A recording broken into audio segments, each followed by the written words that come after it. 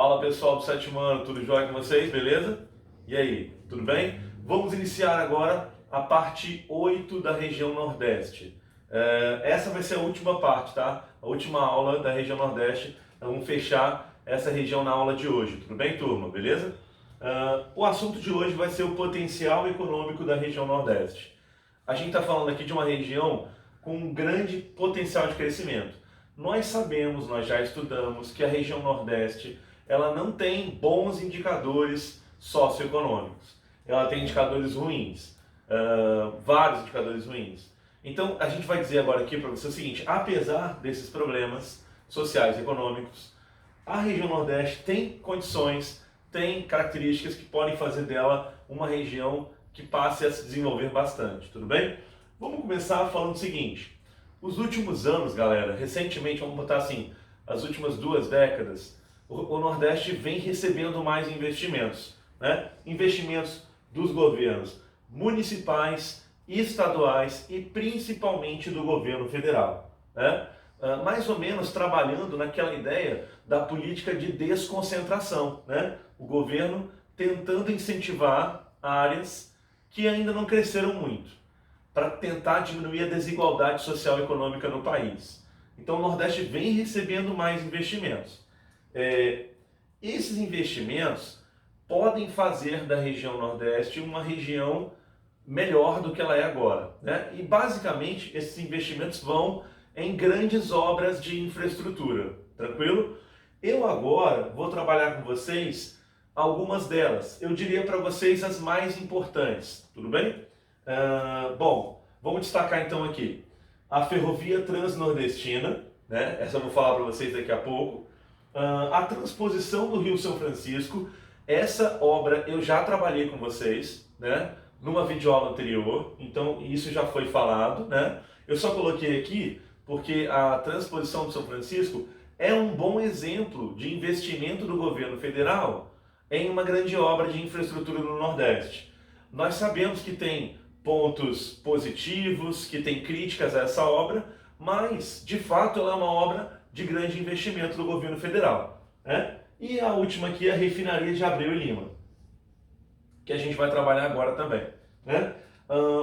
Há um crescimento industrial recente na região, né? Especialmente em indústrias de têxtil, né? Que é roupas, calçados, enfim, petroquímica, que aí tem a questão de extração e refino do petróleo e seus subprodutos, né? E automobilística. São destaques que eu posso falar para vocês. Esse crescimento industrial recente do Nordeste tem a ver com esses investimentos em grandes obras de infraestrutura. E com certeza vai fazer do Nordeste uma região com um pouco mais de desenvolvimento social e econômico. Agora, pessoal, isso é um projeto de longo prazo, não é uma coisa rápida, não é uma coisa simples de ser feita. Então o crescimento do Nordeste ele vai acontecer de forma gradual, né? Mas ele já começou, tranquilo, turma? Eu vou voltar um pouquinho aqui, eu não coloquei aqui, mas eu vou destacar também a questão da indústria energética, né? Aí eu vou dar um destaque especial para usinas eólicas. O Nordeste é hoje a região que mais produz energia eólica do país. Inclusive com um destaque grande, viu, gente? Boa parte da energia consumida no Nordeste é produzida por energia eólica, pelas forças dos ventos. Isso é muito importante. Vamos seguir. Vamos começar com a Ferrovia Transnordestina, né? Gente, eu já cansei de falar para vocês várias vezes que o Brasil precisa de expandir sua malha ferroviária, de construir novas ferrovias. Esse é um exemplo, é um bom exemplo de investimento no transporte ferroviário. Aí você fala assim: professor, então isso aqui é bom, né? Eu vou dizer o que para vocês? Com certeza, isso é bom. Vamos entender primeiro qual a ideia dessa ferrovia e depois eu vou dizer os problemas que ela está tendo. Vamos lá. Ela foi projetada para ligar o porto de Pecém, que fica no Ceará, até o porto de Suape, em Pernambuco. Na verdade, essa ferrovia ela se subdivide em alguns trechos. Você vai ver daqui a pouco o mapa que eu vou te mostrar. São 1.753 quilômetros de ferrovia. A gente está falando de uma ferrovia de grande porte, não é uma ferrovia pequena. e ela cruza as 4 sub-regiões nordestinas. Por isso o nome Transnordestina, né? Ela vem então passando pelas 4 sub-regiões do Nordeste. Isso é muito importante do ponto de vista da integração econômica da região, né? Então o Nordeste pode se beneficiar muito desse fato, né? Uma ferrovia estratégica para o desenvolvimento regional, né? As obras foram iniciadas em 2002 e ainda não está terminada. Gente, aí cabe a primeira crítica. Vocês já fizeram a conta? 2002 para 2020 já são 18 anos de obra e não terminou. Não terminou. Isso é legal, pessoal? Claro que não. Quer dizer, a ideia da ferrovia é super interessante. Super interessante. É uma necessidade do Brasil.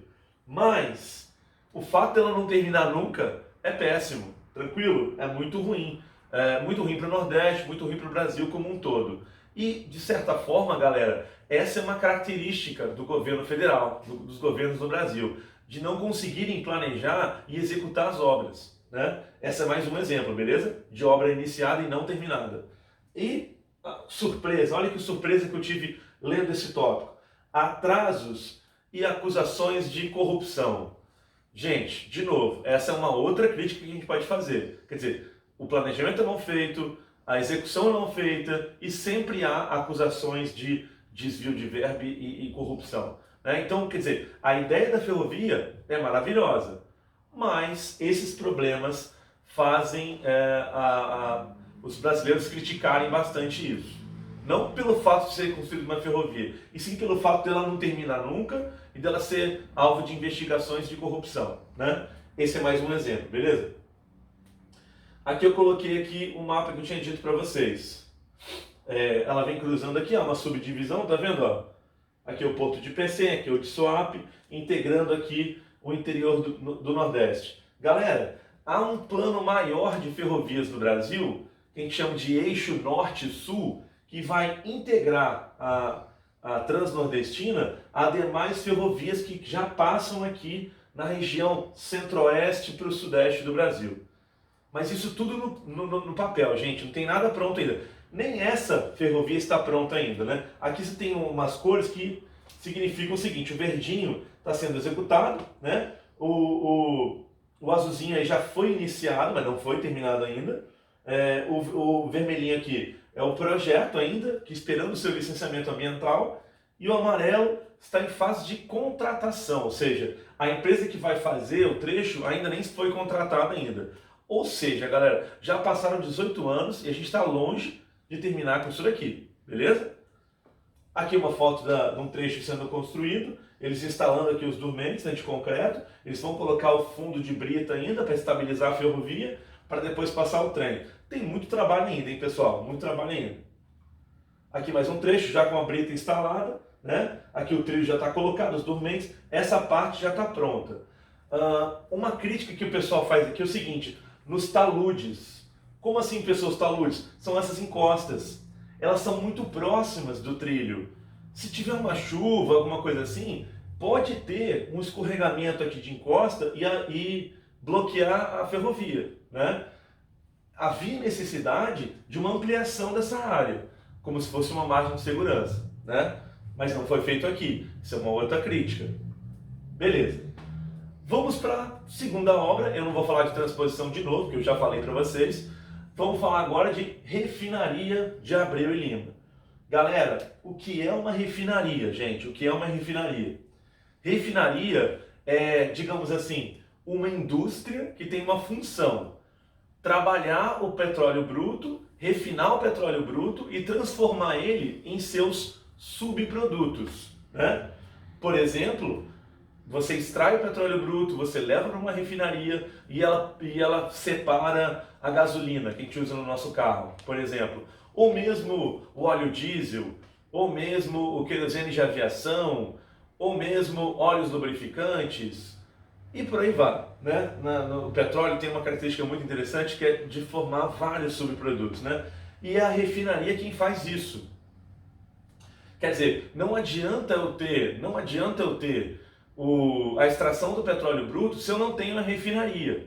E aí, eu vou falar uma coisa que mais pra frente, quando eu estiver trabalhando na região sudeste, que aliás vai ser a próxima região, eu vou entrar com mais detalhes, que é a questão das refinarias no Brasil. Seguinte, galera, a gente tem problemas de refinarias. Em outras palavras, sendo mais específico, faltam refinarias no Brasil. Estão faltando refinarias. A gente precisaria, pelo menos, triplicar a nossa quantidade de refinaria para poder conseguir, talvez, suprir a nossa demanda.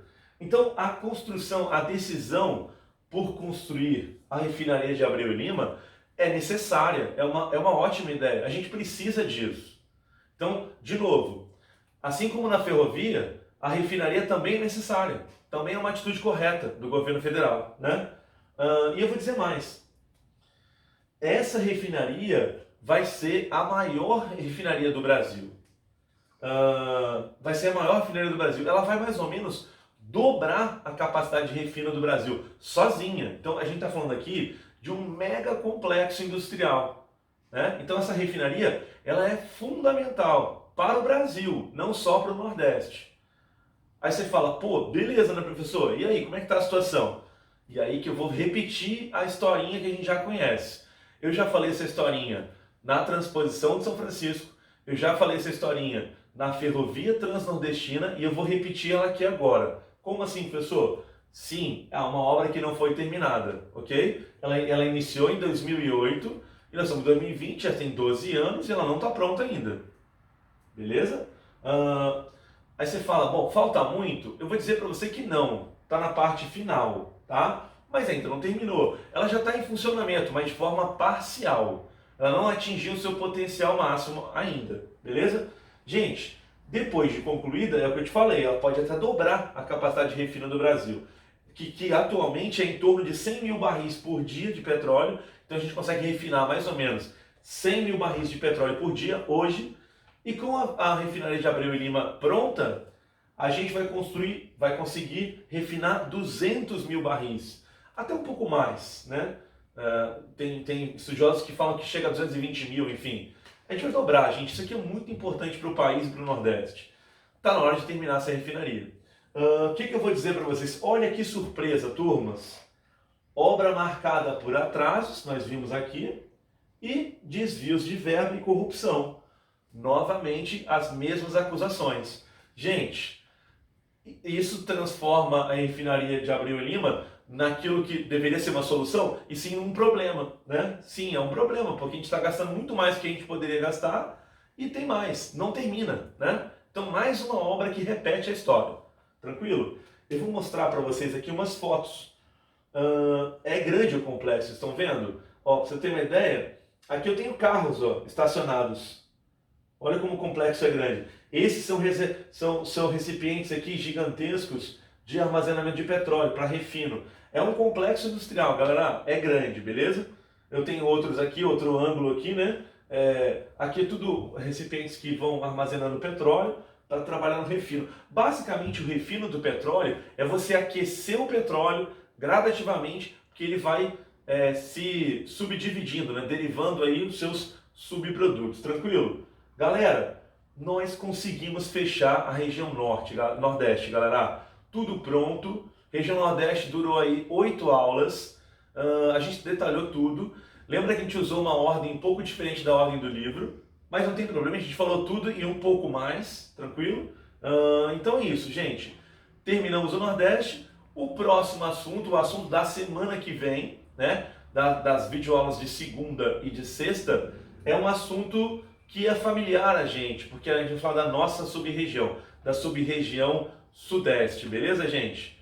Galera, abraços, tudo de bom para vocês e até semana que vem.